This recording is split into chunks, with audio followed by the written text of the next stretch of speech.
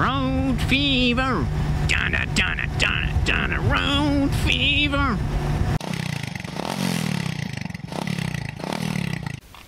Yo tout le monde, c'est Swiss Motoboy, j'espère que vous allez bien. Aujourd'hui, petite vidéo un poil différente. J'ai eu la chance de tester une moto d'une marque qu'on n'entend pas beaucoup parler. C'est une connaissance qui m'a demandé d'aller rouler un peu avec sa moto parce qu'elle voulait la vendre et qu'elle était plus en mesure de le faire pour des raisons personnelles. Donc j'ai pu faire un petit tour, je crois que j'ai roulé environ 40 minutes avec. Je pensais pas en faire une vidéo spécialement. Comme tout bon youtubeur moto qui se respecte, j'ai simplement allumé la caméra, j'avais ma copine qui était sur sa moto et qui roulait avec moi. Vous allez avoir peut-être l'impression que je discute avec quelqu'un et c'est effectivement le cas parce qu'en fait je parlais juste un peu de la moto avec elle et certaines fois quand vous verrez une belle écriture rose qui apparaît comme celle-ci, c'est ma copine qui était en train de parler où j'ai réussi à reformer ce qu'elle disait dans les grandes lignes par rapport à ma réponse. Pour vous dire 2-3 mots, nous avons affaire en fait à une moto de Delim Motor, un constructeur de 2 roues sud-coréen, et le véhicule que j'ai pu conduire là, donc c'est une Delim Daystar 250 commercialisée en France. Alors voilà, ça c'est les données que je trouve à partir d'avril 2014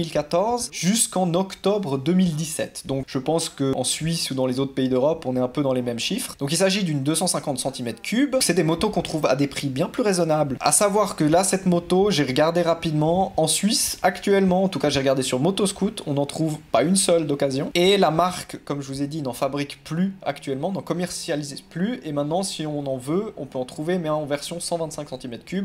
Et ça, sur le site officiel de Delim, on en trouve. Allez, je vous laisse avec la vidéo et puis on se retrouve à la fin. Oh là là, et les freins. Je sais pas.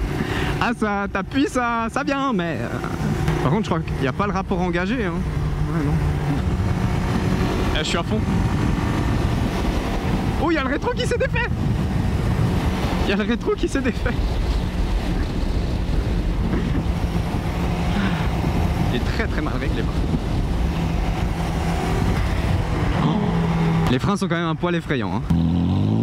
Oh là là, cette Ferrari, c'est le turfu. Oh le salaud, le bruit qu'il a fait.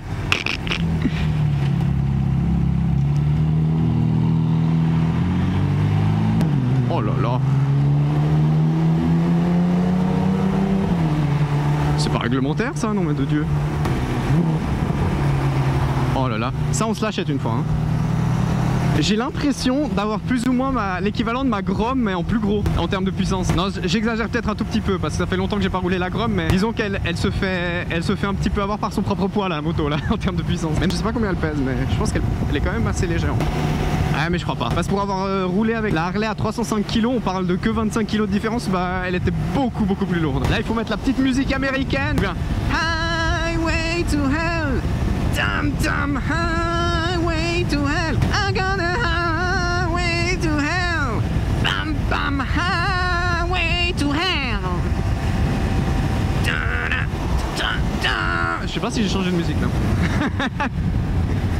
On reste sur du classique ici d'ici, c'est ce qui compte. Dès que tu passes les 2-3 premiers virages serrés, ça devient un vélo. Parce qu'en fait, au début, c'était que tu sais, t'as tellement le guidon qui vient vers toi que t'as pas, comment dire, t'as un feeling bizarre en fait. Parce que dès que t'es habitué à où va le guidon et jusqu'à où il peut plus ou moins venir, après c'est bon, tu vois. Eh mais je pense que dans 10, 15, 20 ans, mes road trips ce sera avec une bonne grosse Harley des familles, posée en mode finger in the nose. Enfin je dis ça, mais il y aura sûrement plus d'Harley.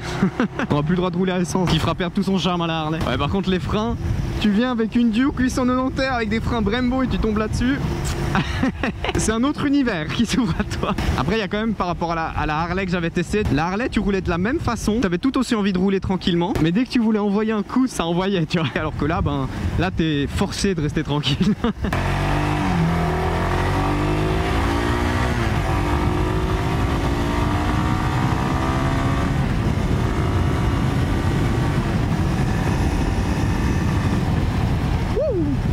T'as vu cette accélération?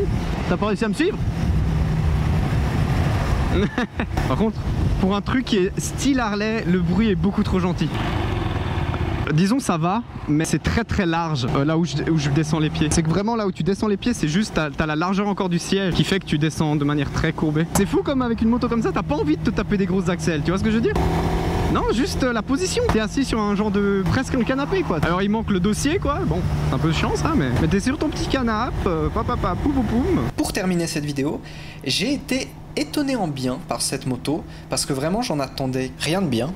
pas assez puissante, des mauvais freins, trop lourde, mais en fait on sent que sur certains points les grandes marques entre guillemets de moto sont meilleures, mais pour finir c'est une moto qui se roule très très bien, qui est suffisamment bien équipée pour la route, pour pas se faire des frayeurs, et qui surtout peut être, si on en trouve, acheté à des prix tout à fait intéressants. J'étais plutôt content, et surtout c'est une de ces motos, si on veut rouler tranquille pépère, elle est super pour ça, car la position elle te donne vraiment envie de profiter de la route, et c'est un peu la même chose que pour les Harley Davidson ou les Indian. La petite différence par rapport à ces grandes marques, c'est que là tu ne pourras jamais ouvrir les gaz et te faire tirer les bras de manière très violente parce que la puissance n'est pas là. C'est un véhicule intéressant. Maintenant, vu comme elles sont rares, bonne chance pour en trouver. J'espère que cette petite vidéo un peu différente vous aura plu. N'hésitez pas à laisser un petit commentaire, à vous abonner, à partager et à liker, ça m'aide beaucoup. Et puis ben sur ce, moi je vous dis ciao.